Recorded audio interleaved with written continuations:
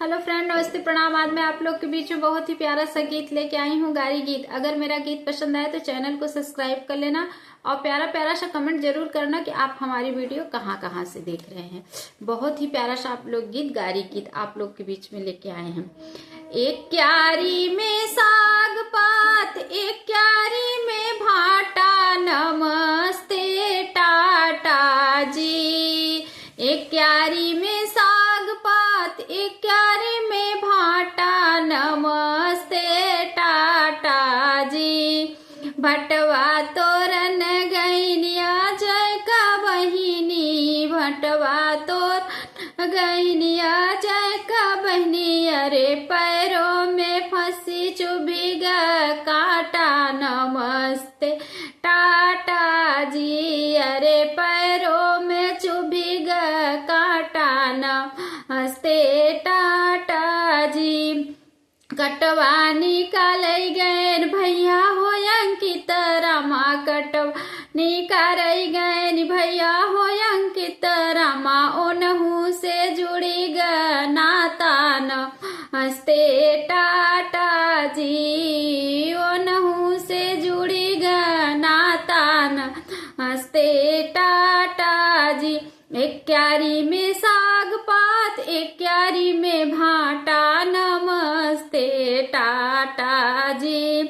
भटवा तोरन गईन शिवम का बहिनी, भटवा तोरन इन शिवम का बहिनी। अरे पैरों में फंसी काटा, नमस्ते टाटा जी।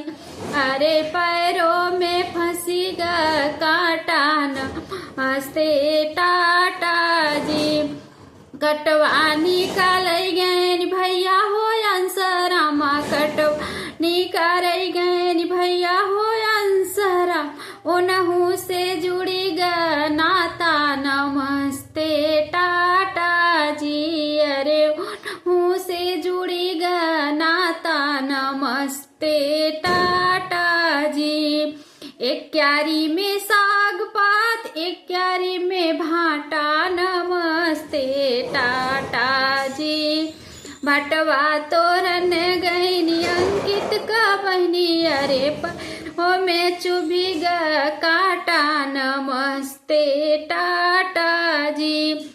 कटवा निकाल गैन भैया हो कितरामा, कटवा निकाल गैन भैया हो अंकितरा।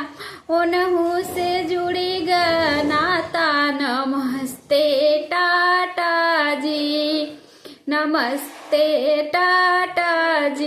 एक क्यारी में साग पात, एक क्यारी में भाटा, नमस्ते टाटा जी।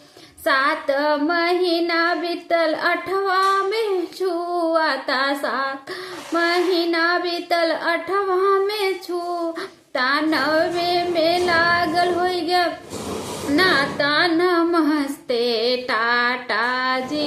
अरे 9वें के लागल नमस्ते टाटा जी। अगर मेरा गारी गीत पसंद आएगा तो आप लोग चैनल को सब्सक्राइब कर लेना और प्यारा प्यारा सा कमेंट जरूर करना कि आप हमारी वीडियो कहाँ कहाँ से देख रहे हैं।